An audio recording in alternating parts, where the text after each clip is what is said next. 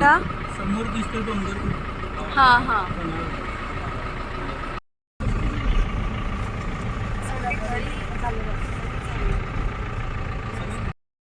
वध केल्यानंतर शिवाजी महाराजांनी मारण्यासाठी सिद्धिजीवरनं वेढा उचलला आणि 3 लाख लोक घेऊन शिवाजी महाराजांनी मारण्यासाठी महाराष्ट्राच्या दिशेनं वाटचाल चालू केली. तर शिवाजी महाराज पुणे, औरंगाबाद अशा सपाट भागात राहिले तर त्यांनासनी शिवाजी महाराजकडे मावळे कमी होते आणि आपली इतर नुकसान करणार म्हणून सह्याद्रीच्या पर्वतरांगावरला 1 नंबरचा डोंगर म्हणजे हे पन्हाळागड समुद्र सपाटीपासून साधारणतः 3000 स्क्वेअर फुटावर आहे.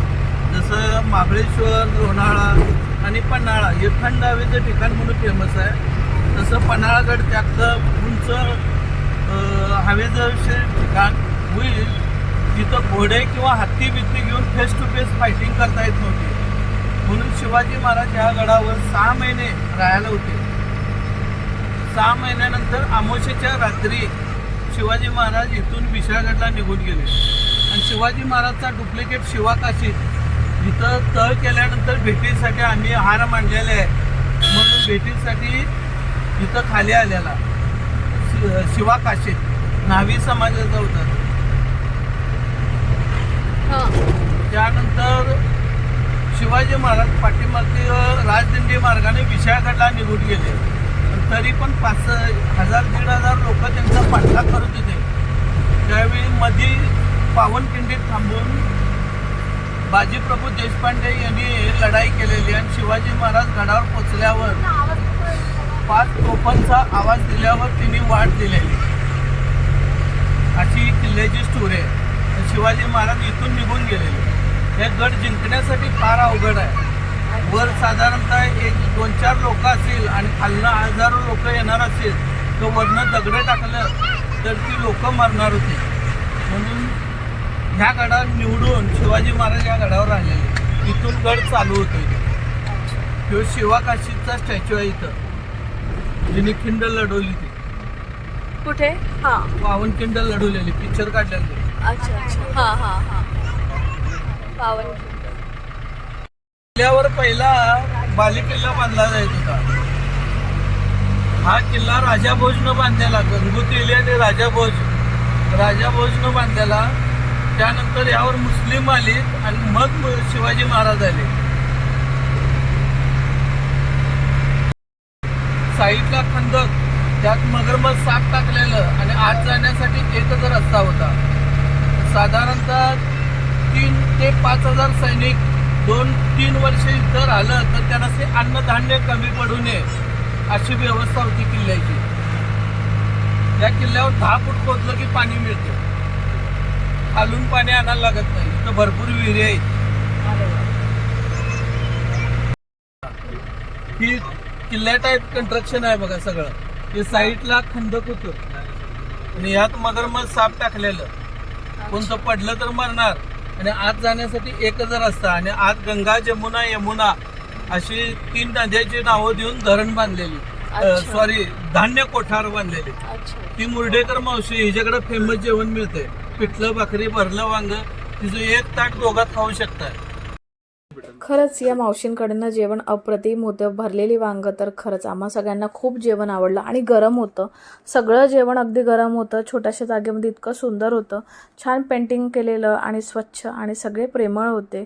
जे तिथल्या ज्या काकू होत्या सगळ्या छान मस्त असं आम्ही पोटभर जेवण केलं. खूप भूक लागलेली होती. त्यानंतर बाहेर पडलो. महाराजांच्या मूर्त्या होत्या, छोट्या मोठ्या खूप. तर हे आहे अंबरखाना. तर सर्वात महत्त्वाचं धान्य भंडार होतं हे. आधी किल्ल्याला वेढा वगैरे पडला की मग सैन्याला अन्नाची कमतरता भासू नये म्हणून अशी मजबूत व्यवस्था इथे करण्यात आलेली होती. आणि इथे ना हजारो क्विंटल असं धान्य राहू शकत होतं. एवढी छान व्यवस्था इथे करण्यात येत होती आधीच्या काळात. आणि मजबूत असं बांधकाम होतं, पूर्ण दगडाचं बांधकाम. आणि खरंच इथे खूप थंडावा होता, ज्याच्यामुळे मला वाटते की अन्न म्हणून खराब होत नसेल आणि खूप टायमिंगपर्यंत राहत असेल. एवढं थंड वाटत होतं इथे.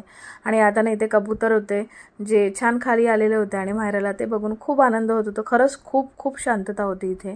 त्यानंतर आम्ही निघालो सज्जा कोठीकडे जायला. भरपूर मोठं होतं ते सगळं बघितलं आम्ही. आणि त्यानंतर मग सज्जाकोटीकडे पण जायचं होतं, कारण की आम्हाला 2-3 स्पॉट करायचे होते, सगळे 3-4 स्पॉट. आणि लगेच निघालो होते. हे बंदर होते बाहेर आणि जे मस्त फिंगर खात होते आणि त्यांचे छोटे बच्चू पण होते. बाहेर आल्यानंतर हा माझा फेवरेट पार्ट ॲक्च्युली. इथे छान मस्त चिंच, आंबे, हे ते सगळं काही होतं. ते सगळं काही घेतलं, निंबू पाणी वगैरे. आणि म्हणजे जेवण झालं होतं तरी पण हे बघितलं ना की आउट ऑफ कंट्रोल होते. मी तर होतेच होते. मग आम्ही निघालो सज्जाकोटीकडे, तिकडे जायला निघालो. आणि तिकडे आल्यानंतर ना मग इथे छान ग्रीनरी होती, शांतता होती. आणि चालायचं म्हटलं ना की कंटाळा येतो, खूप जास्त चाललं की थकून जातो. पण हे बघून ना पाय असे ऑटोमॅटिक पुढे जात होते. इतकं छान होतं हे. कोल्हापूरला आलं ना तर खरंच पण म्हणजे हे जे काही ठिकाण आहेत ना, पन्हाळागड, जे म्हणजे ते लोक सगळं दाखवतात. पण तुम्ही नक्की व्हिजिट करा. कोल्हापूरला आलं तर जसं आपण दर्शन करतो त्यावेळेस तर हे सुद्धा ठिकाण नक्की व्हिजिट करा तुम्ही. मी तर सांगेल नक्की नक्की करा, कारण की मला तर खूप आवडलं. आणि आपल्या मुलांनाही दाखवा, जेणेकरून त्यांना आधीचे काय स्ट्रगल होता, कसं काय होतं हे नक्की कळेल. आणि माहेराला मी दाखवलं, तिथं खूप छोटी आहे, पण कसं ना की 1% पण तिच्या डोक्यामध्ये जर ही गोष्ट आली असेल ना, तरी माझ्यासाठी खूप मोठी गोष्ट आहे.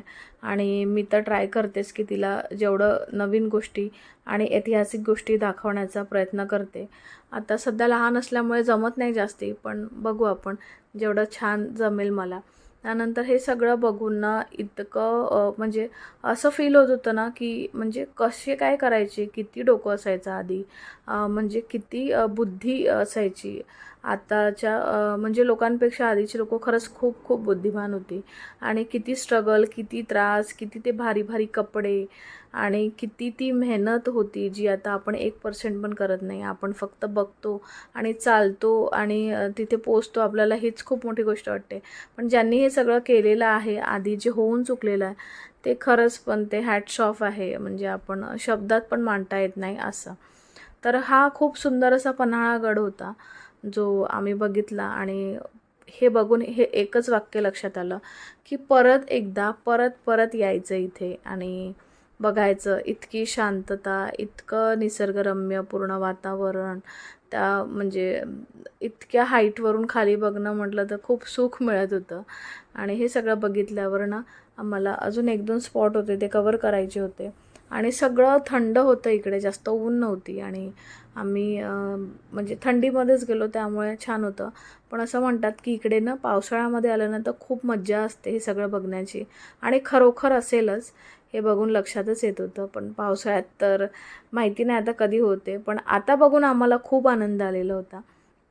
आता आम्ही आलेलो होतो 3 दरवाजे बघायला, ते बघितले आम्ही. आणि हे सगळं बघून झाल्यानंतर तिथे जवळच अंधार बाव म्हणून होतं, अंधार बावडी. म्हणजे ती खूप खोल होती अशी विहीर, ते बघायला गेलो होतो. अशी आम्ही 2-3 स्पॉट इथले कवर केले. आणि त्यानंतर आम्हाला बस निघायचं होतं, कारण की खूप चालून झालेलं होतं. आणि सगळं इकडे ऐतिहासिक आहे, कोल्हापूर म्हटलं तर सगळं ऐतिहासिक. आणि हे सगळं बघून ना खरंच खूप मजा आली, भरपूर काही बघायला मिळालं. आणि खरंच हा वेगळाच एक्सपिरियन्स होता आमच्या सगळ्यांसाठी. आणि खरंच खूप मज्जा आली. आणि नेक्स्ट टाईम कधी आलो तर परत रिव्हिजिट करू आम्ही इकडे. आणि हे बघितलं आणि त्यानंतर निघालो आम्ही आमच्या रूमकडे, कारण की बराच वेळ झालेला होता. म्हणजे आम्ही सकाळी निघालेलो होतो 9-9:30ला, तर आम्हाला पूर्ण हे बघण्यासाठी 4 वगैरे वाजलेले होते. त्यामुळे आम्ही जेवण वगैरे सगळं केलं त्यामध्ये. पण एवढं सगळं फिरायला खूप चालणारं व्यक्ती पाहिजे, नाही तर खूप म्हणजे म्हातारे असेल तर नाही जमत, कारण की थकतात पूर्ण एवढं चालून सगळं. पण आम्ही छान मस्त एन्जॉय केलं आणि मस्त मज्जा आली. चला, व्हिडिओ कसा वाटला नक्की सांगा. आवडला असेल तर नक्की लाईक, शेअर आणि कॉमेंट करा. चला, भेटूया पुढल्या व्हिडिओमध्ये. तोपर्यंत टेक केअर आणि बाय बाय.